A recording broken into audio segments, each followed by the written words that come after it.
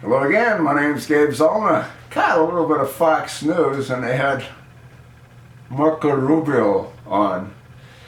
And he was talking about the chosen one.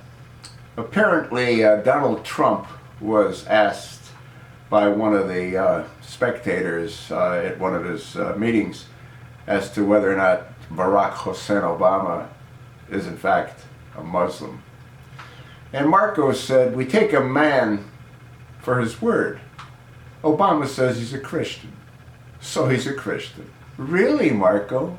We take a man for his word, like we take you for your word, being eligible to be a presidential candidate when your parents were both Cuban citizens until you were 5 years old? You don't qualify as a candidate, and that will eventually come out. But let's talk about taking a man for his word. What's more important is to take a man for his actions, because a lot of people use a lot of words but they don't back up those words. Why don't you get Barack Hussein Obama to say 2 words, huh? Now, if he's a Christian, he should have no difficulty saying Islamic extremists, should he? But he won't say it because he can't say it. The reason he can't say it is because he is one, and he can't talk disparagingly about that twisted, evil cult. So for you to get up on your high horse with that big phony smile of yours and tell the American people that we take a man's word, are you serious? Look at his actions. There's Christians that are down by the Tijuana border in Mexico that have been detained by ICE for 6 months. He's sending back a number of them because they're Christians. At the same time, he's bringing in Syrian refugees by the tens of thousands. What's going on in Europe is Barack Obama's fault. He's the one that's created the nightmare that people are being forced to endure. Tens of thousands are being slaughtered, raped, murdered. It's all because of that floppy-eared, crack-smoking, Islamic extremist, homosexual hanging out at 1600 Pennsylvania Avenue.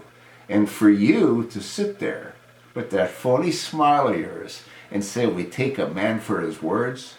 No, Marco, words are cheap. We take a man for his actions. And if you've been awake, there's no doubt that Barack Hussein Obama has committed countless acts of treason against the American people. This latest venture of his, with this idiotic deal that he put together with Secretary of State John Kerry, is insane. And it's a reflection of what Barack Hussein Obama is all about. He wants to destroy Israel. Why? Because he is a Muslim that hates Israel. The very first time I saw Barack Hussein Obama sit down with the Prime Minister of Israel, Benjamin Netanyahu, and I saw daggers coming out of Obama's eyes. That's never changed. So, do me a favor, Marco. Go find something else to do. You should never have been elected a senator. You're wet behind the ears. You don't have a clue as to what you're talking about. And you're not eligible to be a presidential candidate. And once again, that will come out. Your parents were both Cuban citizens.